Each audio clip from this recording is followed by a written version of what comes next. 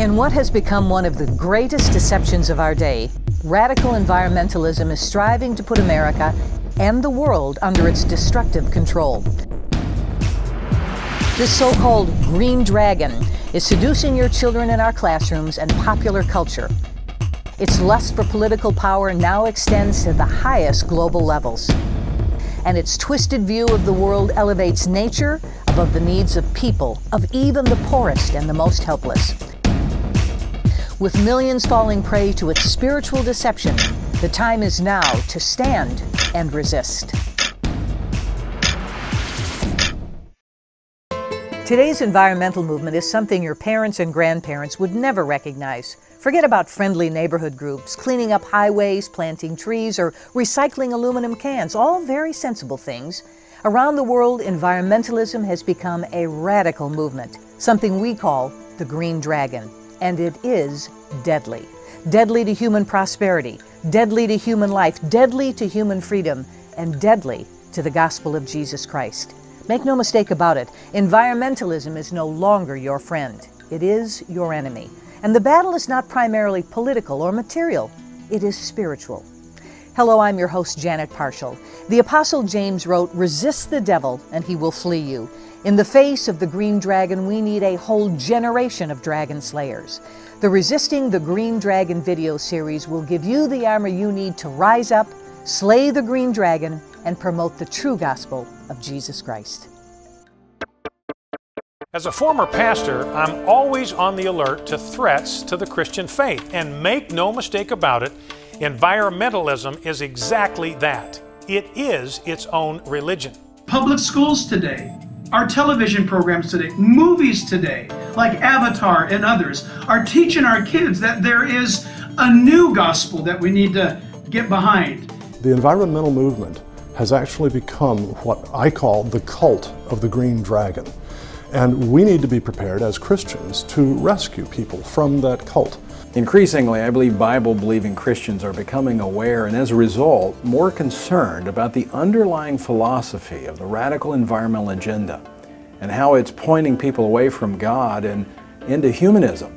Environmentalists have a long history of believing and promoting exaggerations and myths. Environmental science simply does not have a good track record, not at all. Their false assertions are based more on their own morbid, pessimistic fears, not on any good science.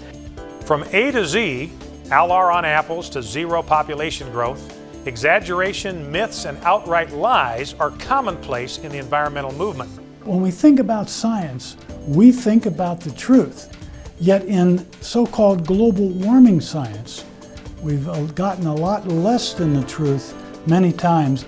Our young people today are being brainwashed with a constant barrage of nonsense, including breathing out carbon dioxide is causing Mother Earth to heat up. Such exaggerated or baseless fears lead to unreasonable policies that can do far more harm than the things feared. Many of the policies that environmental groups and even these evangelical groups got behind were ones that would consign the poorest of people around the world to grinding poverty, to disease, to premature death. Folks, this shouldn't happen. We need to stop the war on the poor. Political scientist Charles Rubin equated environmentalism with everythingism. It is concerned about everything, and it wants to regulate everything. Policies to fight global warming will expand government and shrink liberty locally, nationally, and globally. Authority quickly goes corrupt because men and women are sinful. If indeed there is a global authority created to solve this problem, there will be massive corruption. Some who are at the extreme have sensationalized things to the point that they feel that the crisis is so heavy that they actually have to limit the number of people who are living in a certain area, or even the number of folks who are on the earth. They don't see humans as the Bible, as God sees them, that human beings are made in the image of God, and they have dignity, they have worth, they have the right to life. Mankind is the apex of creation. He placed it over the planet, over the environment. At the heart of this push for population control is an unbiblical view of children and of life.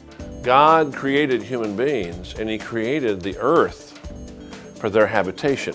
We must be active in glorifying God by caring for our creation, yes, but by caring for the thing that God cares about the most, the souls of men and women, boys and girls, that they might come to know Christ. That must be our end and aim.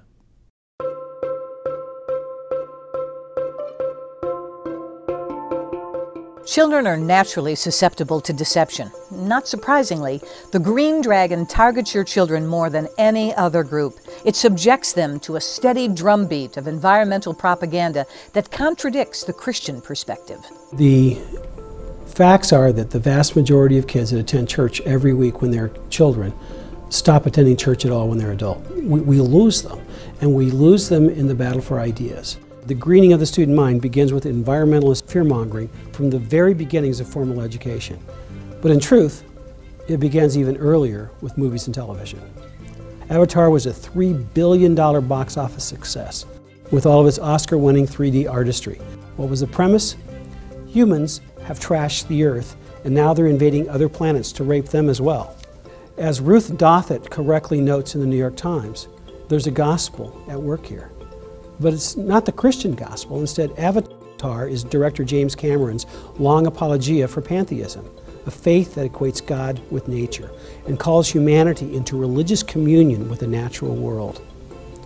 That's the worldview of the Green Dragon. The UN website for kids called Tunza is an example of the UN's approach to this. Children are taught that if they use fossil fuel products or if they take a ride in a car, that they, along with others who do these things, are responsible for climate change, which is in turn responsible for killing 3.5 million kids a year by starving to death, and it's going to get worse. And so you connect the dots. Little kids are shamed into believing that by taking a ride in their family car, they've been responsible for starving a child to death in some third world country. Well, there's no facts to support such nonsense, and scaring little children to achieve your political ends is reprehensible. The Great Threat is a worldview threat that then moves out from being a worldview threat to be a threat to economics, a threat to the poor, a threat to the human race.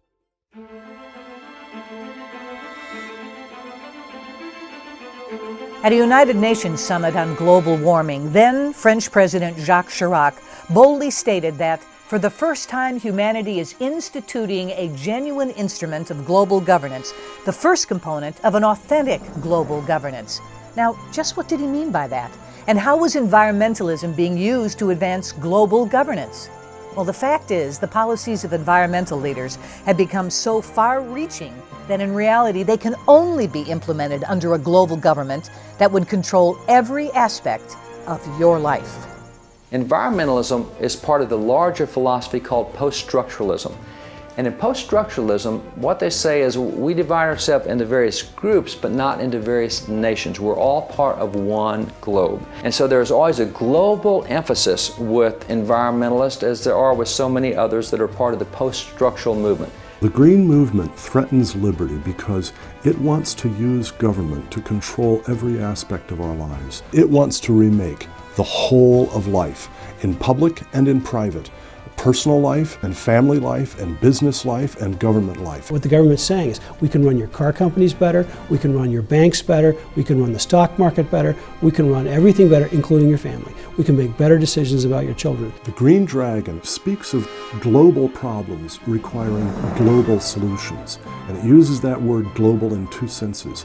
For one, it wants to affect every different aspect of your life. It also says environmental problems go across national boundaries, and so we need global governance to solve those problems.